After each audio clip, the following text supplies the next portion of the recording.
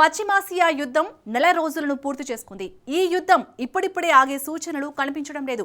అయితే ఈ పోరులో ఎవరు విజేత అన్నది స్పష్టంగా చెప్పలేం. కానీ ఈ యుద్ధంలో సైలెంట్ విన్నర్ రష్యానేనని యుక్రెయిన్ అధ్యక్షుడు జెలెన్స్కీ సంచలన విశ్లేషణ చేశాడు.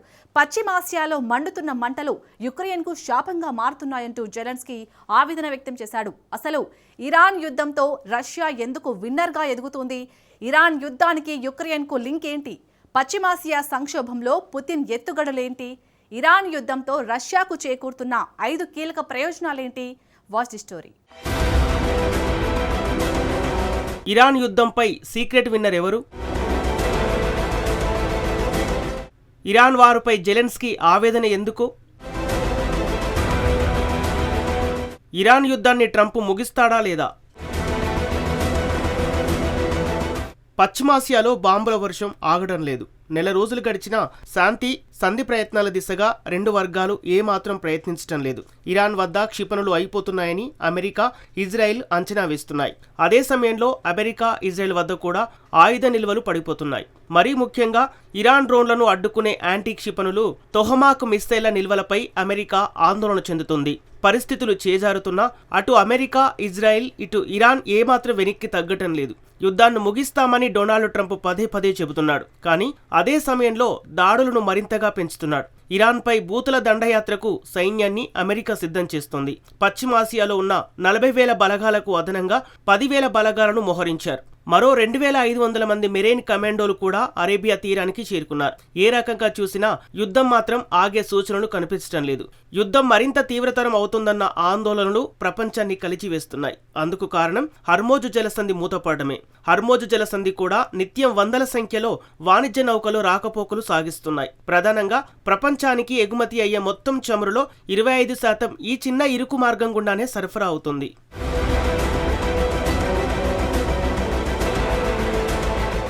హర్మోజు మార్గాన్ని మూసివేయటంతో అంతర్జాతీయంగా చమురు సంక్షోభం నెలకొంది. చాలా దేశాల్లో చమురు ఎమర్జెన్సీ మొదలైంది. యుద్ధం ఎప్పుడు ఆగుతుందోనని ప్రపంచ దేశాలు ఎదురుచూస్తున్నాయి. ఇలాంటి తరుణంలో ఉక్రెయిన్ అధ్యక్షుడు జెలెన్స్కీ పిడుగులాంటి అంశాన్ని వెల్లడించాడు. ఇరాన్ యుద్ధంపై రష్యా తీవ్రమైన ఆసక్తి చూపుతున్నట్లు వెల్లడించాడు. ఇరాన్ యుద్ధాన్ని పొడిగించేలా రష్యా కుట్రలు పన్నుతున్నట్లు ఆరోపించాడు. ప్రపంచమంతా ఇరాన్ యుద్ధంపైనే ఫోకస్ చేసేలా రష్యా అధ్యక్షుడు వ్లాదిమిర్ పుతిన్ ప్లాన్ చేస్తున్నట్లు జెలెన్స్కీ తెలిపాడు. ఇరాన్ యుద్ధం కొనసాగితే రష్యాకు లాభమేమిటి? ఈ ప్రశ్నకు కూడా జెలెన్స్కీ సమాధానమిచ్చాడు. ప్రపంచమంతా ఇరాన్ యుద్ధంపై ఫోకస్ చేస్తే ఉక్రెయిన్ విషయాన్ని ఎవరు పట్టించుకోరన్న విషయాన్ని హైలైట్ చేశాడు. ఇరాన్ యుద్ధంతో రష్యా సైలెంట్గా ఎలాంటి ప్రయోజనాలను పొందుతుందో జెలెన్స్కీ వివరించాడు. తాజాగా ఓ మీడియా సంస్థకు ఉక్రెయిన్ అధ్యక్షుడు ఇంటర్వ్యూ ఇచ్చాడు. ఈ సందర్భంగా ఇరాన్ యుద్ధం రష్యాకు ఎలాంటి మేలు చేస్తోందన్న దానిపై 5 అంశాలను వెల్లడించాడు. అందులో మొదటిది దృష్టి మళ్లించే వ్యూహం. ఏమిటి వ్యూహం అంటే, ఇరాన్ యుద్ధం కొనసాగుతున్నంత కాలం ఎవరు ఉక్రెయిన్ గురించి ఎవరు పట్టించుకోరు. అదే సమయంలో ఉక్రెయిన్పై రష్యా విరుచుకుపడొచ్చు. భీకరమైన దాడులు చేసి మరిన్ని ప్రాంతాలను స్వాధీనం చేసుకోవచ్చు.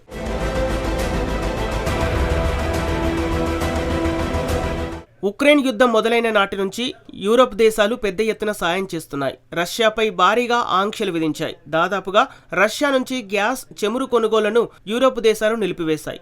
ఆ తర్వాత గ్యాస్, చమురు కోసం గల్ఫ్ దేశాలపై ఆధారపడుతున్నాయి. అయితే పశ్చిమాసియాలో యుద్ధం కొనసాగితే అటు ఉక్రెయిన్కు, ఇటు యూరప్కు భారీ దెబ్బ పడుతుంది.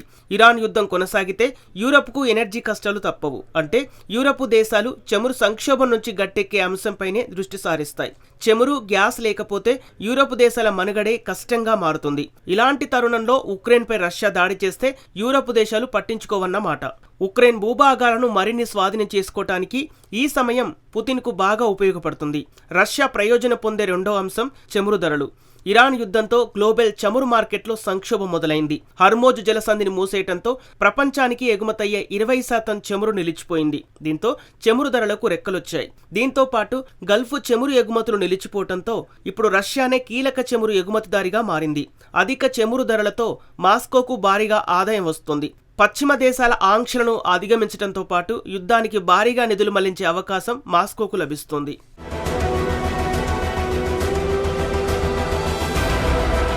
నిజానికి ఉక్రెయిన్ యుద్ధంలో రష్యాను అడ్డుకునేందుకు ఆ దేశ చమురు కంపెనీలపై అమెరికా అధ్యక్షుడు డొనాల్డ్ ట్రంప్ ఆంక్షలను విధించాడు. ఈ ఆంక్షల ముఖ్య ఉద్దేశం రష్యా ఆదాయాన్ని అడ్డుకోవడమే. ట్రంప్ ఆంక్షల కారణంగా రష్యా చమురును పెద్ద ఎత్తున దిగుమతి చేసుకుంటున్న భారత్, చైనా వంటి దేశాలు కొనుగోళ్లను తగ్గించాయి. ఇరాన్ యుద్ధం నేపథ్యంలో రష్యాపై అమెరికా విధించిన ఆంక్షలను ట్రంప్ తాత్కాలికంగా తొలగించాడు. ఇది రష్యాకు వరంగా మారింది. ప్రపంచ దేశాలు రష్యా చమురు కోసం ఆరాటపడుతున్నాయి. ఇరాన్ యుద్ధంతో రష్యాకు కలిగే మూడవ ప్రయోజనం రష్యాపై ఆంక్షల ఒత్తిడి బలహీనంగా మారడం. ఇరాన్ యుద్ధం కొనసాగితే రష్యాపై ఉన్న ఆంక్షలు ఏమాత్రం పనిచేయవు. చమురు సరఫరాల సంక్షోభం నేపథ్యంలో రష్యాపై ఆంక్షలను అమలు చేయడం యూరప్ దేశాలకు కష్టతరంగా మారుతుంది. ఇప్పుడు రష్యా క్రూడాయిల్ కొనుగోలు తప్ప యూరప్కు మరో ఆప్షన్ లేకుండా పోయింది. దీంతో రష్యా చమురు కొనుగోళ్లపై విధించిన ఆంక్షలను గత్యంతరం లేక ఎత్తేయాల్సిన పరిస్థితి తలెత్తుతోంది. దీంతో రష్యాకు ఆర్థికంగా పుంజుకునే అవకాశం లభిస్తుంది. రష్యాకు కలిగే నాలుగో ప్రయోజనం ఉక్రెయిన్ యుద్ధంతో ఇరాన్ సంఘర్షణకు లింకు. వేరువేరు కారణాలతో వేరువేరు ప్రాంతాల్లో జరుగుతున్న ఉక్రెయిన్, ఇరాన్ యుద్ధాలు ఒకదానిపై ఒకటి ప్రభావం చూపుతున్నాయి. రష్యాకు ఇరాన్ డ్రోన్లను సరఫరా చేస్తుండటంతో ఈ సమీకరణాలను మరింత క్లిష్టతరం చేస్తోంది.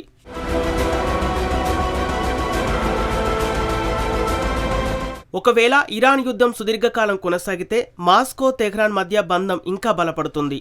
అదే జరిగితే రెండు యుద్ధాలను పరిష్కరించడం కష్టతరంగా మారుతుంది. ఇరాన్ యుద్ధంతో రష్యాకు కలిగే ఐదో ప్రయోజనం వ్యూహాత్మక లబ్ధి. ఇరాన్ వివాదంలో రష్యా తన సైన్యాన్ని కానీ వనరులను కానీ నేరుగా మోహరించలేదు. కానీ దీని నుంచి భారీగా మాస్కో లబ్ధి పొందుతోంది. ఇంధన ధరలు పెరగటంతో రష్యాకు అధిక ఆదాయం వస్తుంది. ఉక్రెయిన్పై పాశ్చాత్య దేశాల దృష్టి తగులుతుంది. అంతర్జాతీయ స్థాయిలో రష్యా పరపతి పెరుగుతుంది. ఈ కీలక పరిణామాలు రష్యాకు కలిసి వస్తున్నాయి. అయితే ఈ ప్రయోజనాలతో పాటు రష్యాకు కొన్ని ప్రతికూలతలు కూడా ఉన్నాయి. ఇక్కడ నెలకొన్న అస్థిరత సుదీర్ఘకాలం కొనసాగితే అది ఊహించని మార్కెట్ ఒడిదుడుకులకు దారితీయవచ్చు. పశ్చిమాసియా ప్రాంతంలో అమెరికా సైనిక ఉనికిని పెరగవచ్చని నిపుణులు హెచ్చరిస్తున్నారు. అంతేకాకుండా అమెరికా సైనిక సమీకరణాలు రష్యా నియంత్రించలేని స్థాయికి చేరి ప్రపంచ యుద్ధంగా మారే ప్రమాదం ఉంది. పుతిన్ అనుసరిస్తున్న వ్యూహం ఒక సునిశ్చిత సమతుల్యత లాంటిది. అంటే యుద్ధం కొనసాగాలి, కానీ అది పరిమితులు దాటి మరీ ముదిరిపోకూడదు. కానీ ఈ యుద్ధం సుదీర్ఘంగా కొనసాగితే పుతిన్కు ఎంత నష్టమో అమెరికాకు కూడా అంతే నష్టం. హర్మోజ్ జలసంధి మూతపడటంతో చమురు ధరలు విపరీతంగా పెరిగాయి.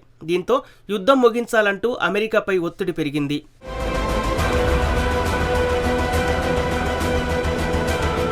నిజానికి జెలెన్స్కీ హెచ్చరికలు అంతర్జాతీయంగా నెలకొన్న విస్తృతమైన వాస్తవాన్ని నొక్కి చెబుతున్నాయి. యుద్ధాలు ఇకపై ఏ ప్రాంతానికి పరిమితం కావు. ఇరాన్ సంఘర్షణ పశ్చిమాసియాలో జరుగుతున్నప్పటికీ దాని ప్రభావం ప్రపంచమంతా చాలా స్పష్టంగా కనిపిస్తోంది. ప్రపంచ దేశాల దృష్టి ఇలా రెండుగా విడిపోయి ఉన్నంతకాలం యుద్ధంలో అసలైన విజేతగా రష్యానే నిలుస్తోంది. ఇరాన్ యుద్ధం ఎంతకాలం సాగితే ఆ లెక్క అంత స్పష్టంగా మారుతుంది.